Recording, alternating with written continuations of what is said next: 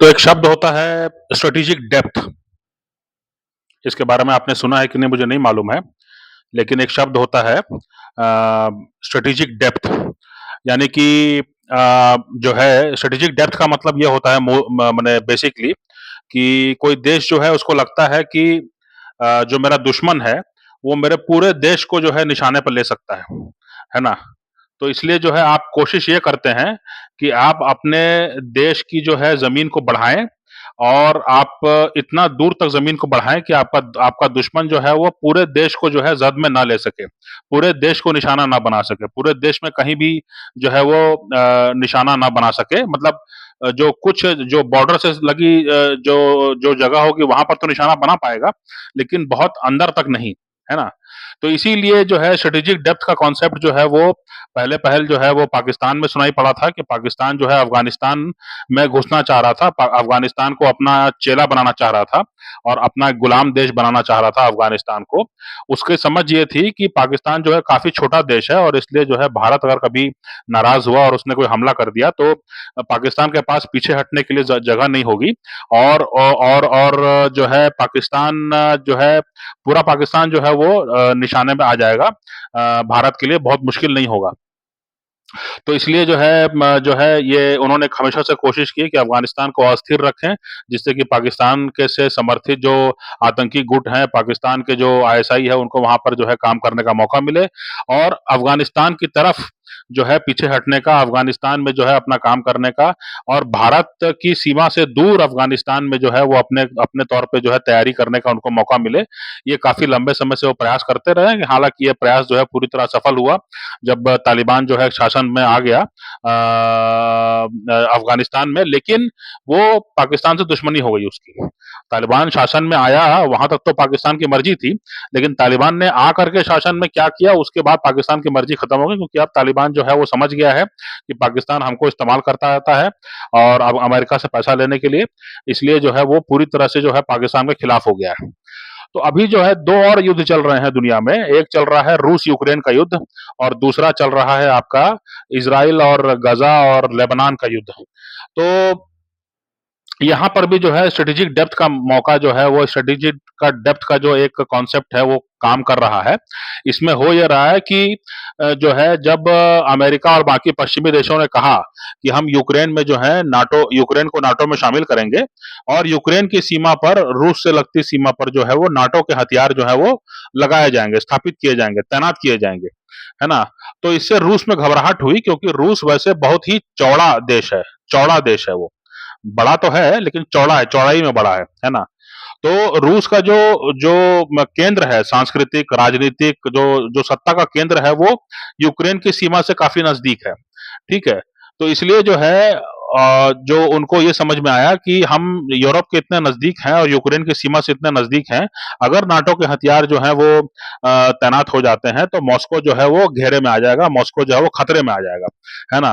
तो इसलिए जो है उन्होंने यूक्रेन पे हमला कर दिया और अब जो है वो जमीन कब्जाते जा रहे हैं और उनकी कोशिश ये है कि जहां भी ये लड़ाई रुकेगी वो वहां जाकर लड़ाई रुके कि जहां से जो है वो मॉस्को यूक्रेन की सीमा से काफी दूर रहे, है ना? जिससे कि जो है जो नाटो के देश हैं या यूक्रेन जो है उसको जो है लंबी दूरी के खर्चीले रॉकेट्स का इस्तेमाल करना पड़े अगर वो निशाना बनाना चाहता है तो, और उसके बाद में मॉस्को के पास पर्याप्त समय रहेगा और असलहा रहेगा कि वो जो है अपनी जवाबी कार्रवाई में जो है यूक्रेन को जो है जवाब दे सके।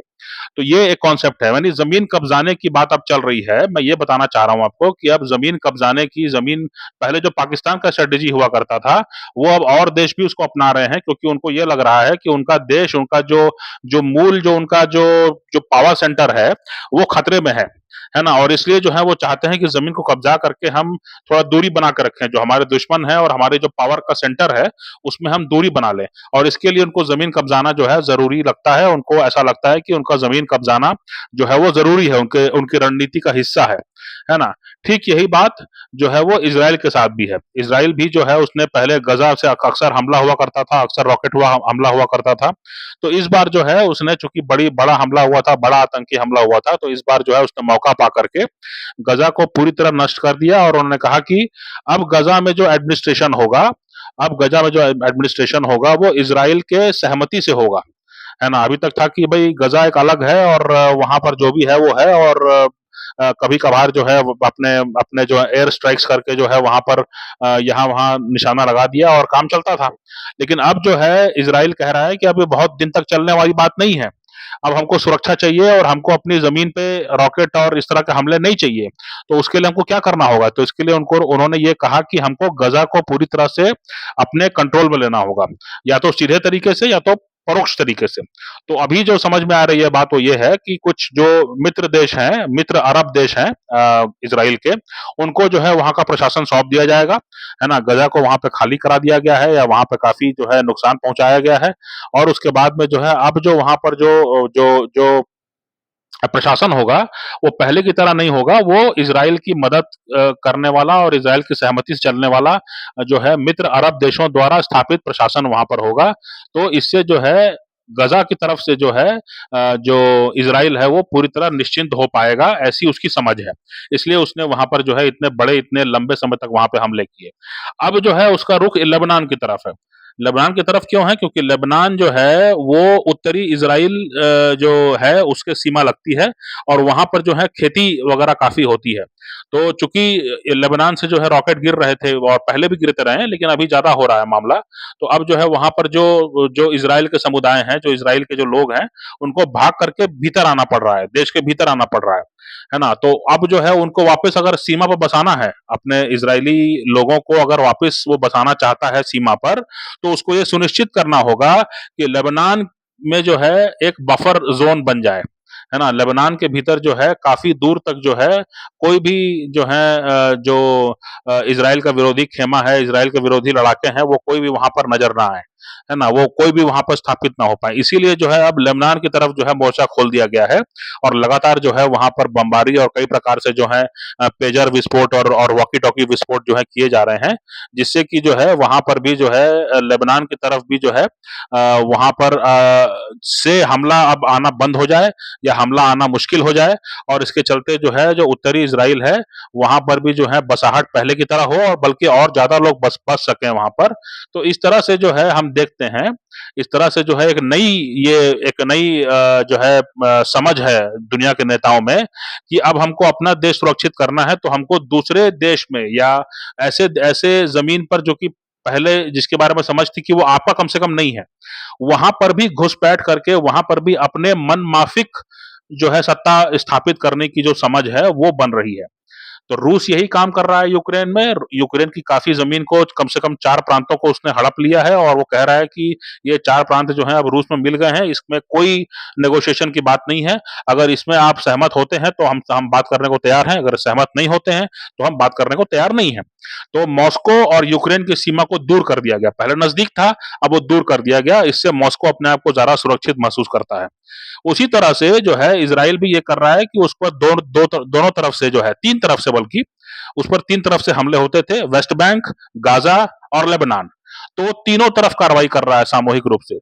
तीनों तरफ कार्रवाई करके जो है वो चाहता है कि तीनों तरफ जो है मेरे पसंद की सरकार हो या मेरे पसंद का प्रशासन हो, जिससे कि वहाँ से हमले आने बंद हो जाएँ और हमारी जो बसाहट है, वो ठीक प्रकार से पूरे इज़राइल में फैल जाए, ठीक प्रकार से पूरे इज़राइल में बसाहट की संभावना बढ़े, है ना? ये चीज़ जो है वो कोशिश कर रहा है। और पाकिस्तान के बारे में मैंने बताया, है ना? तो अब देखने वाली बात ये है कि ये जो नई समझ है, जो कि दुनिया के कई देश अपना चुके हैं। पहले पाकिस्तान अपनाता था अफ़गानिस्तान में कितना सफल रहा, नहीं रहा, वो अलग बात है। लेकिन जो ये समझ है, अब इज़राइल और रूस भी जो है इसी पैटर्न पे काम कर रहे हैं। वो भी अपने लिए स्ट्रैटेजिक डेप्थ जो है वो बना रहे हैं, कोशिश कर रहे हैं, है ना? वो भी अपने लिए जो है, अपने जो तथाकथित दुश्मन हैं उनके, जिनको वो दुश्मन समझते हैं, जिनसे वो खतरा महसूस करते हैं, उनकी सीमा को जो है अपने से दूर धकेल रहे हैं। उनकी सीमा को अपने से दूर धकेल रहे हैं, जिससे कि वहाँ से जो मारक क्षमता है, उनकी वो कुंद पड़ जाए, है ना? तो इससे जो है ये एक नई समझ है, इसमें हिंसा हो रही है, इसमें जो है बदलाव हो रहा है, लेकिन दुनिया के और भी जो देश हैं, दुनिया के और भी जो जो कॉन्फ्लिक्ट ज़ोन्स हैं, वहाँ पर ये चीज़ देखी जा रही है, ये चीज़ समझी जा रही है और वहाँ पर भी जो है इसकी संभावना बढ़ती जा रही है। तो दुनिया के और भी क्षेत्रों में जो है ऐसे संकट, ऐसे टकराव जो हैं, उससे इनकार नहीं किया जा सकता है ना? ये चीज़ को ध्यान में रखिए। और अभी तक जो है आप जिस दुनिया में थे, जो वैश्वीकरण की दुनिया थी, है ना? आप अमेरिका के बारे में सुनते थे, आप रूस के बारे में सुनते थे और आप वो समझते थे कि आपकी दुनिया से बहुत दूर है, आपका घर कहीं और है, ये टकराव जहाँ हो रहा है होता रहे, हमको क्या मतलब है? या अगर भारत में आतंकवादी हमले होते थे, तो बाकी दुनिया समझती थी कि भारत में हो रहा है, हमको क्या मतलब है? अब वो स्थिति नहीं रही। है ना? अभी तक जो है, जो फैक्ट्री में बना उत्पाद था, जो फैक्ट्री में बना जो कमोडिटी थी, जो फैक्ट्री में बना जो जो जो भी सामान बनता था फैक्ट्री में, वो जो है दुनिया भर में बिकता था। लेकिन अब जो है, वो जो टकराव है, जो युद्ध है, जो कॉन्फ्लिक्ट है, जो जो जो जो जो जो मतलब जो सर्वनाश है, जो विनाश है, वो अब दुनिया भर में फैल रहा है। कोरोना निकला एक जगह से, कोरोना पूरी दुनिया में फैल गया, है ना? अभी भी जो है कहा जा रहा है कि कोई एक्ससीसी वेरिएंट है, जो कि काफ़ी तेज़ी से फैल रहा है, तकरीबन 27 देशों में वो पाया गया है और ये माना जा रहा है कि आने वाले ठंड के मौसम में जो है, ये काफ़ी तेज़ी से फैलेगा। वो कितना घातक होता है, कितना नुकसान पहुँचाता है, वो बात की बात है। लेकिन ये बात चल रही है। अभी फिर आपने देखा कि बीच में जो है वो एक एक अफ्रीका से निकला वायरस था, मैं नाम भूल रहा हूँ, है ना? वो पाया गया था और एमपॉक्स, मंकी पॉक्स, एमपॉक्स जो है उसको लेकर के काफ़ी चिंता व्यक्त की गई, क्योंकि अफ्रीका में कई देशों में पाया गया और अचानक जो है वो यूरोप के किसी सुदूर देश में जो है वहाँ पर कोई जो है वो इससे जो है न पीड़ित पाया गया। तो और उसके बाद में फिर भारत में भी जो है कुछ 1 या 2 एमपॉक्स के केसेस पाए गए हैं। तो कहने का मतलब ये कि अब जो है बीमारी और सर्वनाश और टकराव और युद्ध जो है उसका ग्लोबलाइज़ेशन हो रहा है, उसका वैश्वीकरण हो रहा है और वो दुनिया भर में बँट रहा है। तो 2 मैंने आपको उदाहरण बताए कि 2 ऐसे देश हैं जो कि अपने देश को सुरक्षित रखने के लिए वो दूसरे देशों में या दूसरे जो टेरिटरी है, वहाँ जाकर के सैनिक कार्रवाई कर रहे हैं और वो उम्मीद कर रहे हैं कि यहाँ पर जो है हमारे मतलब का प्रशासन रहेगा, हमारे सहमति से प्रशासन यहाँ होगा, जिससे कि हमको खतरा ना रहे। है ना? तो मेरे खतरा ना रहे इसके लिए जो है दूसरे देशों में भी हस्तक्षेप करने से मैं पीछे नहीं हटूँगा। है ना? तो ये जो है समझ नहीं बन रही है। संयुक्त राष्ट्र पहले की तरह पंगु बना बैठा हुआ है और बैठा ही रहेगा ऐसा लगता है। तो अब ये माना जाना चाहिए कि जो है अभी तक आपने देखा कि दुनिया भर में जो है आईफ़ोन और Xiaomi फ़ोन और उसके बाद में लैपटॉप और कंप्यूटर और दुनिया भर में जो जो वेब सीरीज और डॉक्यूमेंट्रीज, इन सब का जो है पूरा देश में, पूरे दुनिया में जो है ये एक जगह बनता था, पूरी दुनिया में बंटता था। अब जो है हम देख रहे हैं कि हथियार और विभीषिका और जो जो मरने मारने की जो तकनीक है, इसको जो है दुनिया भर में जो है प्रसार होगा, हो रहा है और तेजी से होगा। तो ये माना जाना चाहिए कि जो है इससे जो है एक नए दौर में हम शुरुआत कर चुके हैं।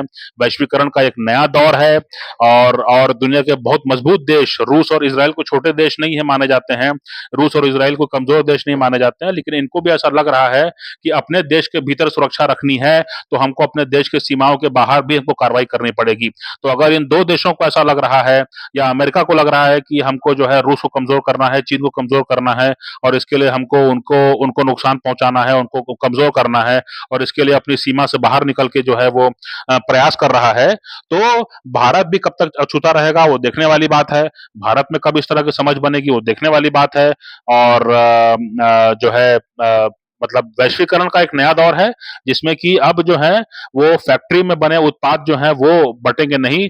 अब जो है बीमारी और विभीषिका और जो है इस तरह की चीज़ें जो है वो दुनिया में बँट रही हैं और महीनों, सालों जो है चल रहा है ये खेल और कोई रोकने वाला नहीं है, कोई टोकने वाला नहीं है।